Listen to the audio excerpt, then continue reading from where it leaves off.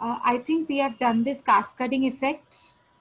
There is a benefit of cascading, removing of the cascading effect. हमारा जब भी GST implement हुआ था तब ये सबसे बड़ा बेनिफिट था.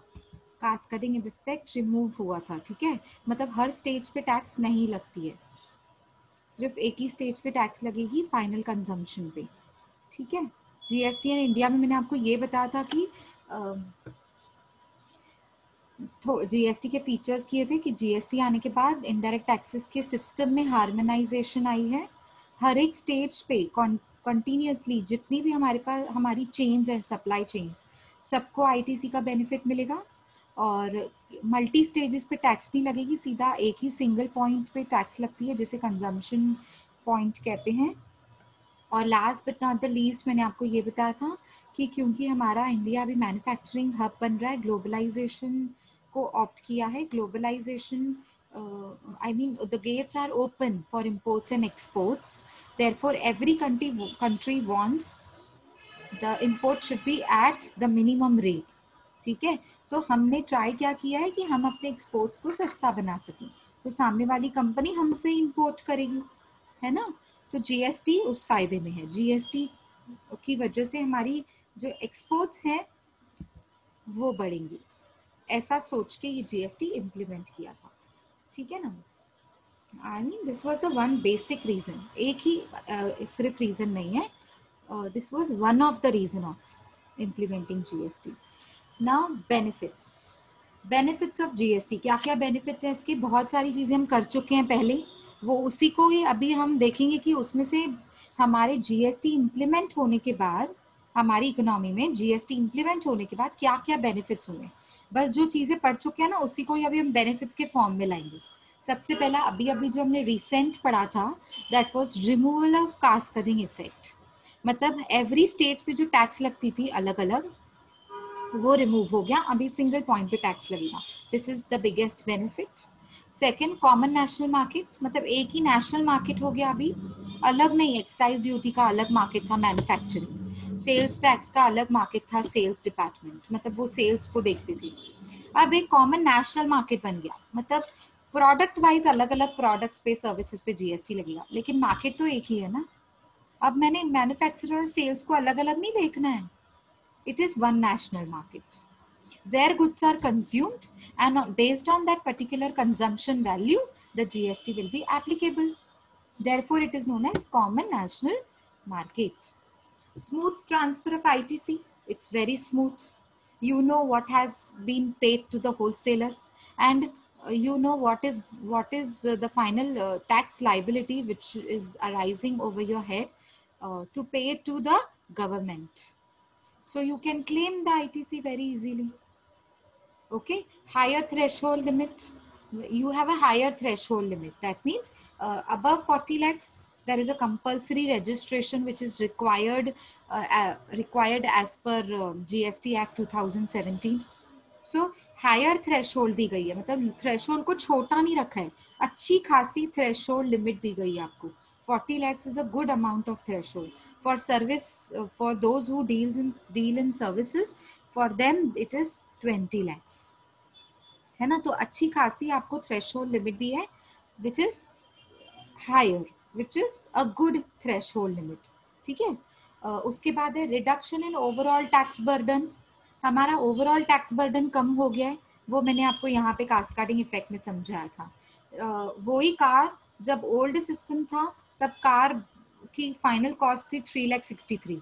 जीएसटी के बाद उसकी कॉस्ट उसी सेम कार की सेम मैन्युफैक्चरिंग प्राइस के साथ, प्रॉफिट के साथ कॉस्ट बन गई 3,60,000, है ना. तो यहाँ पे 3,000 का कॉस्ट कम हो गया ना कस्टमर के लिए. तो कस्टमर के लिए बेनिफिट है कि ओवरऑल कॉस्ट का भी रिडक्शन हो जाएगा, तो टैक्स का बर्डन भी कम हो जाएगा मैन्युफैक्चरर्स के ऊपर, होलसेलर्स के ऊपर एंड रिटेलर्स के ऊपर. आई बात समझ में, क्योंकि कॉस्ट कम हो गई ना, तो आगे आगे जितना भी प्रोडक्ट आगे जाएगा तो टैक्स बर्डन भी तो कम हो जाएगा. ठीक है, टैक्स बर्डन कम हुआ था ना, अभी हमने देखा था, वहां पे टैक्स बर्डन था 33 और यहाँ पे 30 था जीएसटी सिस्टम के साथ. नेक्स्ट है आपका कॉम्पिटिटिव इन वर्ल्ड ट्रेड। मैंने आपको ये पॉइंट पे समझाया था, ये सेकेंड पैराग्राफ में हमने कल समझ चुके हैं कि जीएसटी आने के बाद हमारे एक्सपोर्ट सस्ते हो गए, तो अब हमारी जो कंट्री का जो एक्सपोर्ट होगा, जो हमारी कंट्री के प्रोडक्ट्स होंगे वो कॉम्पिटिटिव मार्केट में डील कर पाएंगे, क्योंकि अब हमारे प्रोडक्ट्स इतने महंगे नहीं पड़ेंगे बाहर की कंट्रीज को खरीदने के लिए, इंपोर्ट करने के लिए। उनके लिए इंपोर्ट हमारी कंट्री से लेने के लिए सस्ता पड़ेगा।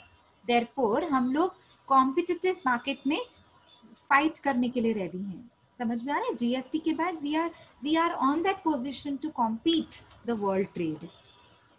Okay, beneficial for state and central government, दोनों के लिए बेनिफिट है। क्यों?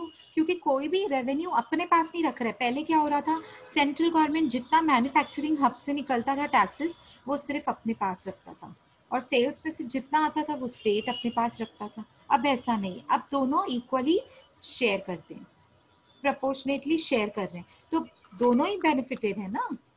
कोई एक तो अपने पास ब्लॉक नहीं रख रहा है कोई एक अमाउंट ऑफ टैक्स को, नहीं, दोनों ही बेनिफिटेड है। Simple and transparent system, it is simple system. GST portal पे जाओ, रजिस्ट्रेशन करो, आपकी थ्रेशोल्ड लिमिट चेक करो, नहीं तो रजिस्ट्रेशन की जरूरत नहीं है, वॉलंटरी भी कर सकते हैं। लेकिन अगर आपका थ्रेशोल्ड बढ़ गया इससे, तो कितना सिंपल प्रोसीजर है समझना, कि 40 लाख के आप ऊपर चले गए, ठीक है, रजिस्ट्रेशन ले लो। रजिस्ट्रेशन लेने के बाद आपका चेक किया जाएगा कि आपका लाइबिलिटी कितना है, जीएसटी लाइबिलिटी। आई बात समझ में? तो ये है आपके बेनिफिट्स। अब ये जो मैंने बनाया हुआ है ना, देखो आपको ना कॉन्सेप्ट क्लियर करने के लिए बनाया हुआ है ये, B2C एंड B2B ट्रांजैक्शंस। अब B2B क्या होता है? Can anybody tell me what is B2B? Business to business. Yes, business to business. yes, मतलब अब देखो फर्स्ट आप business to business. Yes, business to business, very good. B2C क्या होता है? बिजनेस टू कस्टमर, ठीक है ना? Business to customer. हाँ जी, वेरी गुड। अब है ना, देखो B2B है ना, कहाँ से शुरू होता है? सप्लायर। अब ये सप्लायर कौन है इस पिक्चर में? इस पिक्चर में सप्लायर कौन है? रॉ मटेरियल जो सप्लाई करता है। देखो आप है ना क्लॉथ मटेरियल बनाते हो, टी शर्ट शर्ट्स बनाते हो, समझो एग्जाम्पल, शर्ट्स और टी शर्ट्स बनाते हो। तो शर्ट्स और टी शर्ट्स बनाने के लिए आपको रॉ मटेरियल चाहिए, कपड़ा चाहिए ना, कपड़े का तान चाहिए, ठीक है, समझ आ रहा है? कपड़ा चाहिए आपको, कच्चा मटेरियल जिसे कहते हैं रॉ मटेरियल। तो वो आप खरीदोगे पहले अपने सप्लायर से। तो पहले पिक्चर में कौन आता है? सप्लायर। अब ये सप्लायर कौन है? बिजनेस है, जिसका बिजनेस है सप्लायर है वो। अब ये मैन्युफैक्चरर को रॉ मटेरियल देगा। देखो सेकंड पिक्चर, रॉ मटेरियल मतलब फैक्ट्री बनी हुई है, उधर गुड्स बन रहे हैं अंदर, एक फैक्ट्री पिक्चर में बनी हुई है। अब ये मैन्युफैक्चरर क्या करेगा? गुड्स को मैन्युफैक्चरिंग करेगा मशीन्स पर। अब ये भी बिजनेस है, तो B2B हो गया, ठीक है। मैन्युफैक्चरर डिस्ट्रीब्यूटर को देगा कि अलग अलग होलसेलर्स को जाकर देकर आओ। डिस्ट्रीब्यूटर्स मतलब होलसेलर ही हो गए, सॉरी, मतलब अलग अलग होलसेलर्स मैन्युफैक्चरर से खरीदते हैं, होलसेल में, लॉट में, बड़े क्या कहते हैं, स्केल पर, बहुत सारी क्वांटिटी में होलसेलर्स मैन्युफैक्चरर से खरीदते हैं। अब वो बेच, तो बिजनेस टू बिजनेस हो गया। अब वो डिस्ट्रीब्यूटर जो वो होलसेलर है वो रिटेलर को बेचेगा। अब ये टू बिजनेस, ये भी बिजनेस टू बिजनेस हो गया, क्योंकि बिजनेस कर रहा है, मैं अपने घर के लिए नहीं कपड़ा खरीद के जा रही हूँ, ड्रेस खरीद के जा रही हूँ, समझ आ रहा है? होलसेलर रिटेलर को बेच रहा है आगे बेचने के लिए, तो ये हो गया बिजनेस टू बिजनेस। अब रिटेलर किसको बेच रहा है? कस्टमर को। अब कस्टमर किसी को बेचेगा नहीं, कस्टमर खुद यूज करेगा वो ड्रेस को, वो टी शर्ट को, वो शर्ट को। तो रिटेलर जब कस्टमर को बेचता है ना, ये लास्ट चेन होती है, इसे कहते हैं B2C chain, B2C transaction. B2C मतलब बिजनेस टू कस्टमर। तो रिटेलर ही तो है कि कस्टमर को पहुंचाता है। पर आजकल तो देखो ऐसे भी होते हैं, सीधा, अब मेरे पहचान में कोई मैन्युफैक्चरर, मेरे पहचान का है, तो मैं सीधा चली गई मैन्युफैक्चरर को अप्रोच किया, मैंने इतना इतना खरीदना है, तो मेरे घर पे शादी है, इतना इतना सारा कुछ खरीदना है, तो वो आजकल दे देते हैं, है ना? तो ये ठीक है, वो तो देखो रेयर केसेस होते हैं ऐसे।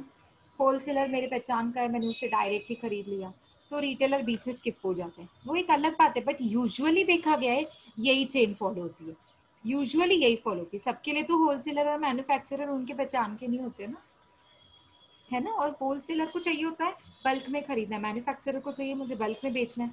अगर कस्टमर आएगा उसके पास, तो वो बल्क में थोड़ी खरीदेगा, वो तो एक हाथ ड्रेस खरीद के जाएंगे, तो मैन्युफैक्चरर का वो जो सिस्टम होता है ना वो बिगड़ जाता है, तो they try not to sell it directly to the customer, क्योंकि उनका वो जो 4 पीसेस बने हुए होते हैं, पीसेस वो जो सिस्टम बना होता है ना वो बिगड़ जाता है उनका।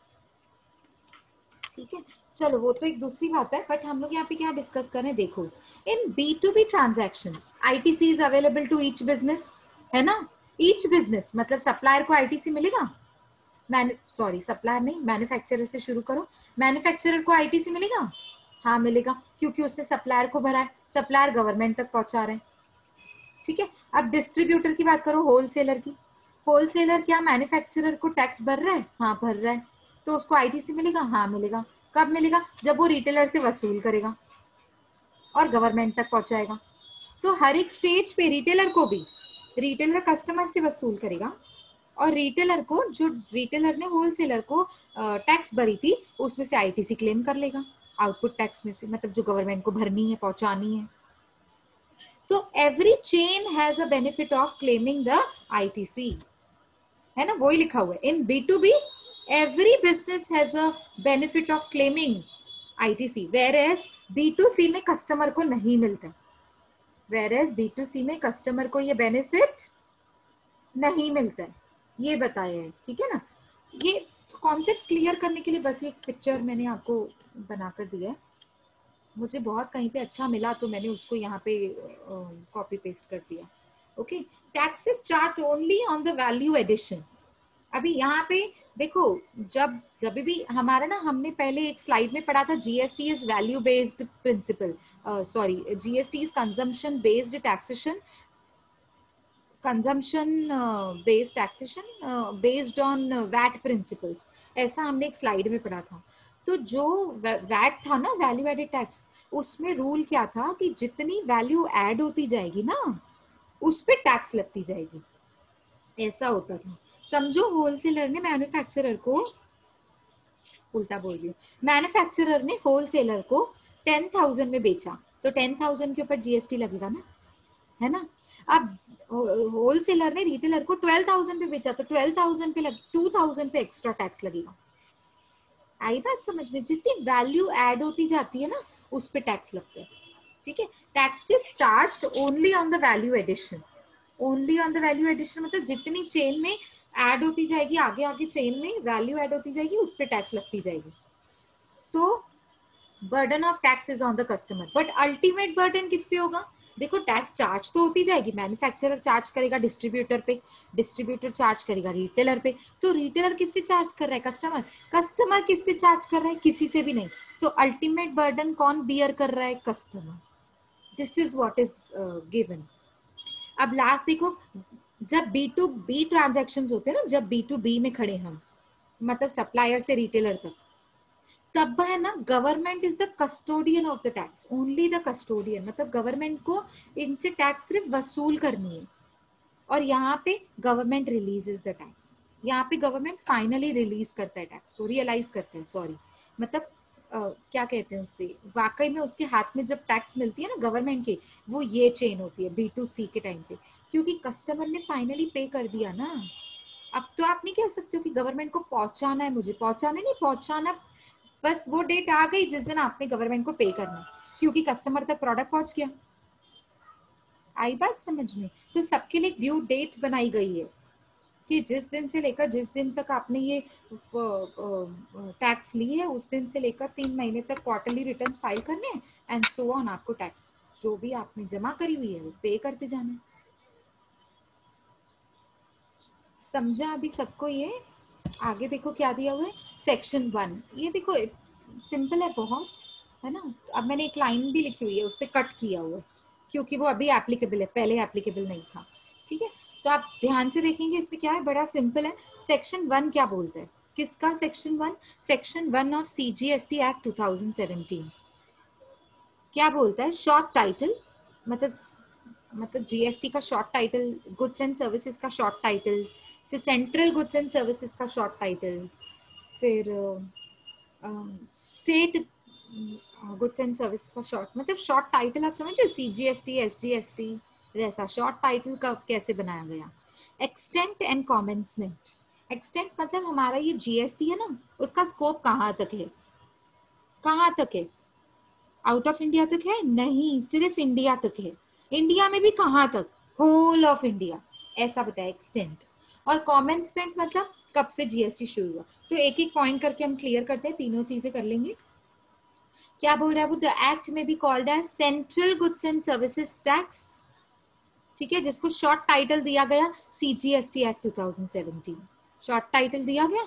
उसके बाद कॉमन स्पेंड कभी हुआ इसका, देखो कॉमन स्पेंड कभी हुआ इसका, 1 जुलाई 2000, ये मैंने नहीं लिखा है क्या, 1 जुलाई 2017 नहीं लिखा है, भूल गई मैं, ठीक है, आप कहीं नोटबुक में नोट डाउन कर लीजिए। The act may be called as CGST act 2017 and the GST was implemented from 1 July 2017। Commencement बताना ना उसको, ठीक है। उसके बाद देखो extent, it extends to whole of India except Jammu and Kashmir लिखा हुआ था पहले, पर एक्सेप्ट जम्मू एंड कश्मीर को देखो कट किया गया है, दिख रहा है आपको। मतलब अब ये पॉइंट लागू नहीं होती, पहले होती थी 2019 तक, अब ये पॉइंट लागू नहीं होती है। मतलब इन्होंने जम्मू एंड कश्मीर में भी सीजीएसटी एक्ट 2017 को अभी एप्लीकेबल कर दिया। पहले ये जम्मू एंड कश्मीर में एक्ट एप्लीकेबल नहीं था, अब हो गया है। तो इसीलिए पहले लिखा हुआ था, अब कट कर दिए, ठीक है। तो मैंने जानबूझ के आपको ऐसे दिखाया है, पहले लिख के फिर कट किया है, so that it should be in your knowledge that it was applicable, मतलब पहले ही एप्लीकेबल था, अब नहीं है। It extends to whole of India, that's it, including Jammu and Kashmir. अभी के लिए आप ऐसे पढ़ोगे, ठीक है। It shall come into force on such date as the central government may, by notification in the official gazette, appoint. मतलब जब भी गवर्नमेंट को लगेगा कि इसमें कुछ चेंजेस लानी है या इसको अभी से शुरू करना है, ये एरिया से अभी शुरू करना है, जैसे जम्मू एंड कश्मीर का अभी अभी शुरू हुआ है, तो ऑफिशियल गैजेट बनाती है गवर्नमेंट। सेंट्रल गवर्नमेंट क्या करती है, ऑफिशियल गैजेट बनाती है, उसमें नोटिफिकेशन डालती है। नोटिफिकेशन क्या डालती है कि ये चेंजेस लाई गई हैं, अमेंडमेंट्स लाई गई हैं, पहले जम्मू एंड कश्मीर में एप्लीकेबल नहीं था, अब से होगा, ठीक है। इस एक्ट में ये नया इम्प्लीमेंट हुआ है। जैसे मैंने आपको बताया ना, जो थ्रेशोल्ड लिमिट थी पहले गुड्स एंड सर्विसेज के लिए एक ही थी, नॉर्मल स्टेट्स के लिए 20 lakhs, नॉर्थ ईस्टर्न स्टेट्स के लिए 10 lakhs। आपको याद होगा मैंने ना जब सिखा रही थी तब मैंने आपको बताया था, लेकिन अब उन्होंने चेंज किया है इस ईयर में, तो बजट जो निकला ना उसमें उन्होंने चेंज किया। क्या चेंजेस लाए कि गुड्स के लिए 40 lakhs होना चाहिए और सर्विसेज के लिए 20 lakhs, और गुड्स में जो डील करते हैं नॉर्थ ईस्टर्न स्टेट्स उनके लिए 20 lakhs, और जो सर्विस में डील करते हैं नॉर्थ ईस्टर्न स्टेट्स उनके लिए 10 lakhs थ्रेशोल्ड लिमिट। तो ये चेंजेस ला रहे हैं ना, वो ऑफिशियल गैजेट में नोटिफिकेशन पास करना पड़ता है गवर्नमेंट को, फिर कोई भी चेंजेस ला सकते हैं। आई बात समझ में, बस वही लिखा हुआ है। और कमेंट्स में डेट मैं लिखना भूल गई हूँ, आप सिर्फ वो लिख दीजिएगा, अपने नोट्स में लिख दो कहीं पे। It was applicable, GST was commenced from 1 July 2017, इसीलिए तो एक्ट 2017 दिख रहा है ना आपको, सीजीएसटी एक्ट 2017, आईजीएसटी एक्ट 2017 ऐसे दिखेगा आपको, ठीक है। ये मैं लिंक कॉपी करके आपको लास्ट में सिखाऊंगी, क्योंकि लिंक कॉपी करके मुझे गूगल पे पेस्ट करके आपको सिखाना पड़ेगा क्या है ये। पावर टू टैक्स जीएसटी है, मतलब जीएसटी पे टैक्स, जीएसटी जो टैक्स है ना उस पे जो पावर्स है वो कॉन्स्टिट्यूशनल प्रोविजंस को पावर दिए गए हैं कि कोई भी टैक्स अगर लगानी है, किसी पे भी टैक्स लगानी है, पर्सन पे या गुड्स पे कितनी टैक्स लगनी चाहिए, उसका पावर किसको है। तो वो चीज़ डिस्कस की हुई है इसमें, हम लोग शॉर्ट में इसको देख लेंगे, इतना डिटेल में नहीं देखना है उसको, वो मैं लास्ट में करवाती हूँ आपको। ये लिंक कॉपी करके फिर ये मैं बंद कर दूंगी इसको, ठीक है ना, गूगल पे आपको शो करूंगी। अब नेक्स्ट है आपका goods and services tax council. अभी ये क्या होता है, इसे कहते हैं जीएसटी सी, जीएसटी सी, या फिर कोई कोई कहता है जीएसटी काउंसिल, ठीक है। अब ये जीएसटी काउंसिल क्या होता है, it is a constitutional body for making recommendations to union and state government on issues related to goods and services tax। मतलब अगर कोई भी स्टेट और यूनियन गवर्नमेंट को इश्यूज आ रहे हैं जीएसटी इम्प्लीमेंट करने के लिए, गुड्स पे टैक्स एप्लीकेबल करने के लिए, या कौन से पर्सन पे टैक्स कितनी लग रही है वो समझने के लिए, कोई भी इश्यूज आ रहे हैं तो उसको क्लियर करने के लिए काउंसिल बनाया गया। रिकमेंडेशंस देने के लिए, सजेशंस देने के लिए, उनको गाइड करने के लिए एक काउंसिल बनाई गई है। काउंसिल मतलब आप बोल सकते हैं team of members, expert members who deal with technicality of system of GST, है ना, जो अगर आपको कुछ नहीं समझ में आ रहा है तो आपको गाइड करते हैं। अब ये काउंसिल में कौन कौन है, काउंसिल तो समझिए काउंसिल है क्या। देखो एक पिक्चर भी बना हुआ है ऐसे, दिख रहा है आपको, राउंड टेबल ऐसे कॉन्फ्रेंस चल रही है, and each one of them can represent their ideas, each one of them can suggest some new good innovative ideas, or if there are doubts, so there is an expert appointed so that everybody's doubt is cleared, system में जो technicality है वो improve हो सके या उसको clear कर सकें, इसके लिए काउंसिल बनाई जाती है। अब ये तो समझ गए काउंसिल क्या होते हैं, पर ये काउंसिल में कौन कौन होता है। मेन काउंसिल में क्या कहते हैं, council comprises of how many members, ठीक है, मतलब कौन कौन मेंबर्स होते हैं इसमें मेन, बाकी तो होते ही है बट मेन मेंबर्स कौन होते हैं। मेन मेंबर्स को 3 पार्ट्स में डिवाइड किया गया, 3 पार्ट्स में।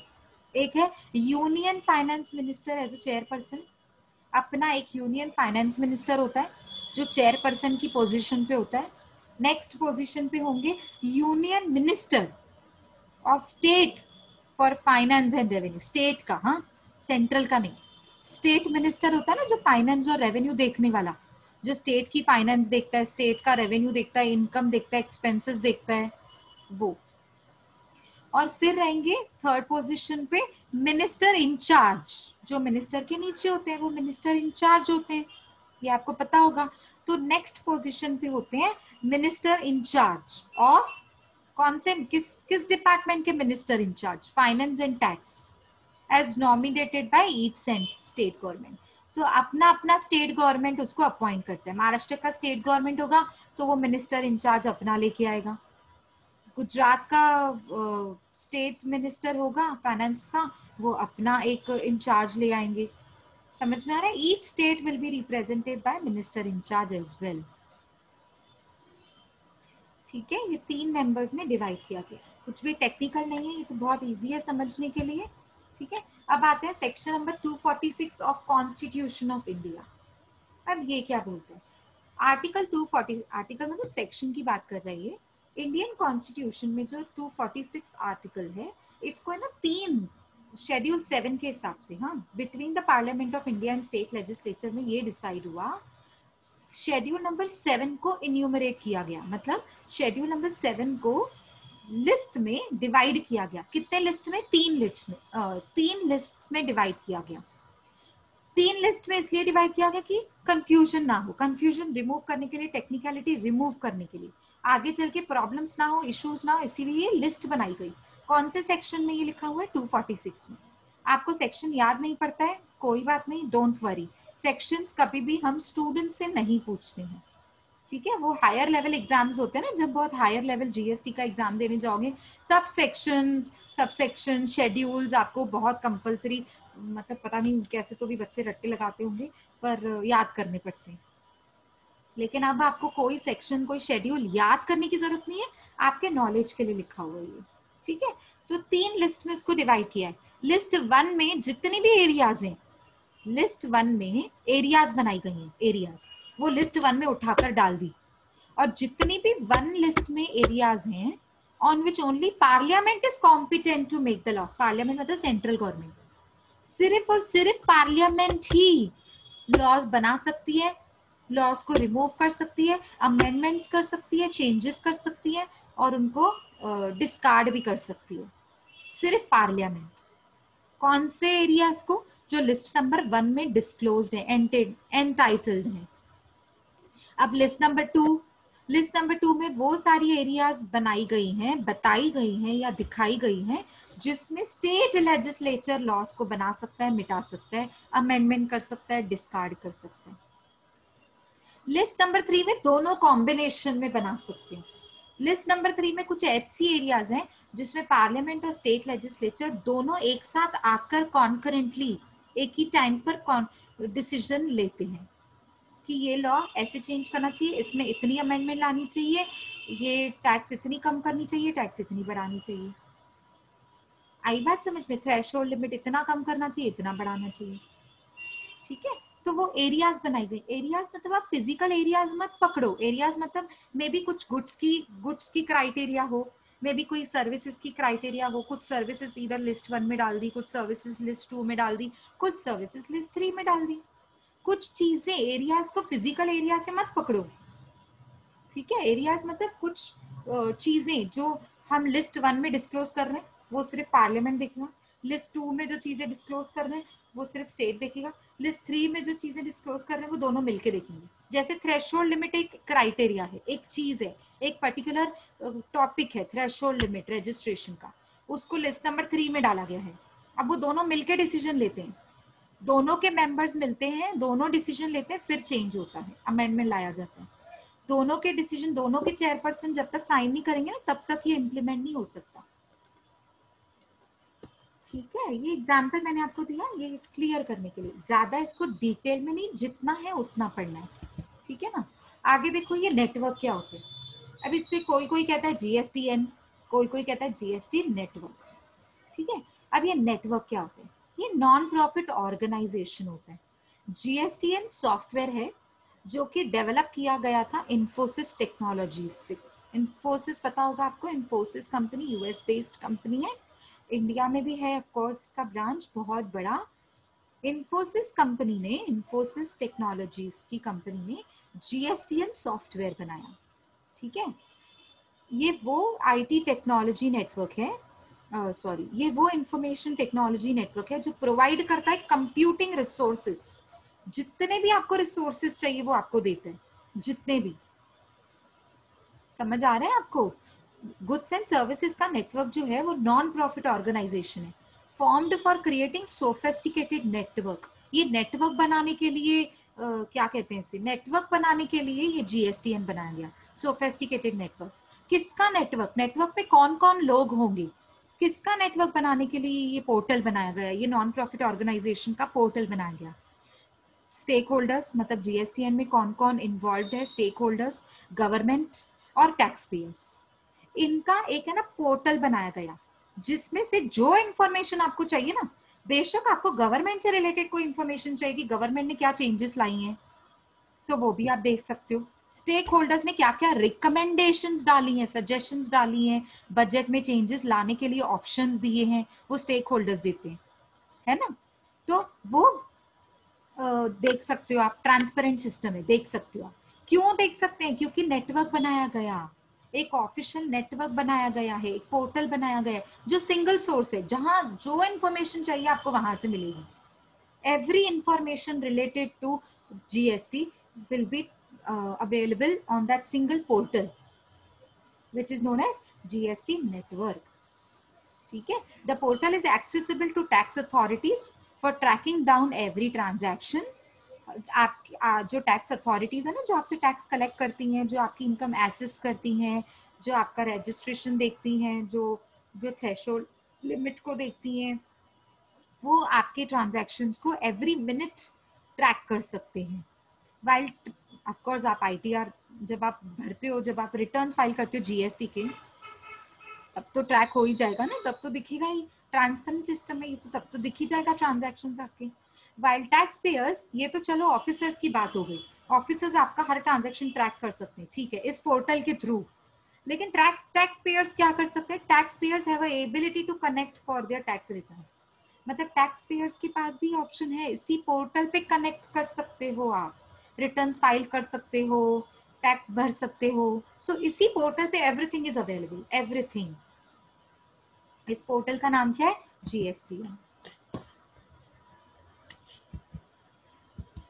That's it. अभी हमारे चैप्टर में ये, यहाँ तक कुछ डाउट है तो आप पूछिए। मीनवाइल यहाँ तक कुछ डाउट है? मैम जीएसटीएन, हाँ जी, जीएसटीएन का सेकंड पॉइंट।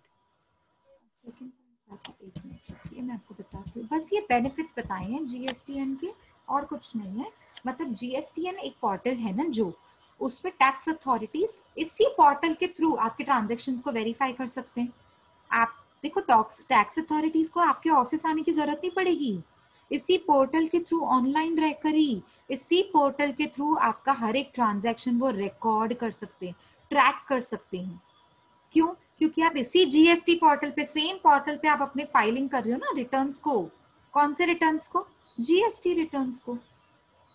आपने जीएसटी रिटर्न में फाइलिंग करना पड़ेगा ना पहले तो, रजिस्ट्रेशन करने के लिए फाइलिंग करनी पड़ती है। रजिस्ट्रेशन करने के बाद आपको ना हर एक ट्रांजैक्शन की फाइलिंग करनी पड़ती है, आपको दिखाना पड़ता है कितना मैंने अर्न किया, कितना मेरा टर्नओवर है, उसके बाद मैंने कितने एक्सपेंसेस किए हैं, सब कुछ हर ट्रांजैक्शन दिखाना पड़ता है ना। तो इसी पोर्टल पे सब कुछ अवेलेबल है, सब कुछ, मतलब एक ही पोर्टल पे सब अवेलेबल है। मेरे बताने का मतलब ये है, पहले क्या होता था, एक्साइज ड्यूटी का अलग पोर्टल था, सर्विस टैक्स का अलग था, सेल्स टैक्स अलग, मतलब वैट अलग था। तो यहाँ पे एक ही पोर्टल पे everything is accessible, not only to tax authorities but also to tax payers. Everything is on the one portal, everything is on that single portal and that is known as GSTN. आया समझ में अभी? इसमें ma'am. हाँ जी, और भी कुछ doubt है तो आप पहले क्लियर करो, फिर हम ये लिंक को ओपन करते हैं। और इस लिंक में बहुत कुछ है, प्लीज आपको सब कुछ नहीं पढ़ना है, क्योंकि इतना सब कुछ था ना, मैं इस स्लाइड में डालती ना तो ये स्लाइड मोर देन 50-60 स्लाइड्स को क्रॉस कर देता पीपीटी, तो इसलिए मैंने लिंक ही उठाकर डाल दी और अच्छे से इसमें दिया हुआ है, तो मैंने सोचा आपको मैं इसमें से पढ़ा लूंगी फटाफट, जो जो इम्पोर्टेंट है वो हम देख लेंगे इसमें से। और आप प्लीज नोट डाउन भी कर दो कि ये स्लाइड में ये पढ़ना है और कुछ नहीं पढ़ना है, इसमें बहुत कुछ होगा। 2 बार खुल जाना। चलो, अब ये दिया हुआ है GST constitutional provisions and features of constitution. ये कौन सी अमेंडमेंट एक्ट थी? 101 अमेंडमेंट एक्ट लाया गया 2016 के हिसाब से। मतलब जब जीएसटी इंप्लीमेंट नहीं हुआ था ना, तब पहले ये जो रूल्स एंड लॉज ही बनाया करते थे, कॉन्स्टिट्यूशनल प्रोविजंस बनाते थे कि ऐसे ऐसे इंप्लीमेंट करेंगे, ऐसे इंप्लीमेंट करेंगे, बस ये वो चीजें, ये तो हम कर भी चुके हैं। अभी अभी एक स्लाइड में मैंने कवर करवाया, पावर टू जीएसटी बोला है। पावर टू जीएसटी मतलब किस किस को पावर है क्या क्या चेंजेस अमेंडमेंट्स लाने की, हम इस टॉपिक में वो डिस्कस कर रहे हैं। तो अब आर्टिकल नंबर 246 में बताया कि यूनियन लिस्ट देखे, यूनियन मतलब सेंट्रल गवर्नमेंट की बात चल रही है यहाँ पे। यूनियन लिस्ट एक ऐसी लिस्ट है जिसमें सेंट्रल गवर्नमेंट देखेगा कि कौन सी चेंजेस लानी है और डिस्कार्ड करनी है। लिस्ट नंबर 2 ऐसी है जिसमें स्टेट लिस्ट बताई गई है, स्टेट देखेगा। और लिस्ट नंबर 3 कॉन्करेंट मतलब दोनों मिलकर एक साथ एक टाइम पर डिसीजन लेते हैं। ये वो लिस्ट के बारे में बताया। देखो लिस्ट 1 में parliament has exclusive powers to make the laws. List number 2 में state legislature has competent to make the laws. I mean state legislature has powers to certain powers to make the laws. Laws मतलब यहाँ पे rules and regulations की बात चल रही है, जो जीएसटी के रूल्स एंड रेगुलेशंस हैं, ठीक है ना। और यहाँ पे दोनों एक साथ, लिस्ट नंबर 3 में दोनों कॉम्पिटेंट हैं, they both are competent to make and discard the laws, to amend the laws etcetera. अब ये ना इतना डिटेल में दिया हुआ है, देखो इसी को ही 246A में बताया है, पावर टू इम्पोज जीएसटी। अब ये आपको इतना डिटेल में नहीं पढ़ना है, ठीक है, सिर्फ गो थ्रू, ये नहीं भी पढ़ेंगे तो भी चलेगा। मतलब इस पे क्या बताया है मैं आपको बताती हूँ। देखो 246A सब सेक्शन 1 में बताया है, जो भी आपका 246 में कंटेंट है ना ऊपर वाले में, एंड 254 में कंटेंट है, वो parliament subject to clause 2, legislature हर स्टेट का have powers to make laws with respect to goods and services tax imposed by union and state government। मतलब जो जिसको पावर्स दिए गए ना, उस हिसाब से उसको रिस्पॉन्सिबिलिटी है कि आप गुड्स एंड सर्विसेज पे टैक्स कैसे इम्पोज करते हैं, कौन कलेक्ट कर सकता है, कौन नहीं कलेक्ट कर सकता है, वो लिखा हुआ है इसमें, ठीक है। अच्छा 246A सबसेक्शन 2 में क्या लिखा हुआ है? Parliament has exclusive power to make the laws with respect to certain goods and services tax, with respect to goods and services tax, where the supply of goods or services or both takes place in course of interstate trade or commerce। अब जब आपको मैंने ये point है ना पहले भी clear की थी, ये जो लिखी हुई है, पहले भी हमने सीखी हुई है, शायद मैंने कल के लेक्चर में ना आपको बोला भी था, कहीं पे नोट कर लो, कंफ्यूज मत होना, कि जब जब इंटर स्टेट ट्रांजैक्शन होगा, आईटीसी, सॉरी आईटीसी बोल रही हूँ, आईजीएसटी ट्रांजैक्शंस होते हैं जो इंटर स्टेट, जिसमें आईजीएसटी होते हैं, वो सिर्फ और सिर्फ पार्लियामेंट को एक्सक्लूसिव पावर्स होते हैं to make the laws, to collect the taxes, to impose GST. बड़े ध्यान से सुनो इस बात को, जो हम सीख चुके हैं ना, बस वही उसने सेक्शन के हिसाब से बताया, अच्छा इस सेक्शन में बताया है, तो वो सेम चीज बता रहे हैं कि इंटर स्टेट ट्रांजैक्शन में सिर्फ और सिर्फ पार्लियामेंट को अथॉरिटी होती है, सेंट्रल गवर्नमेंट को अथॉरिटी होती है, जिसमें वो अपने पावर्स को इम्पोज कर सकता है, लॉस को बना सकता है। ठीक है। In respect of goods and services referred to in clause 5 of article 270A 279A and article 246A will affect from the date recommended by GST council। मतलब जो भी गुड्स मेरे इस आर्टिकल में डिस्क्लोज है, कोई भी goods and services, types of goods and services, वो तब से रिकमेंडेड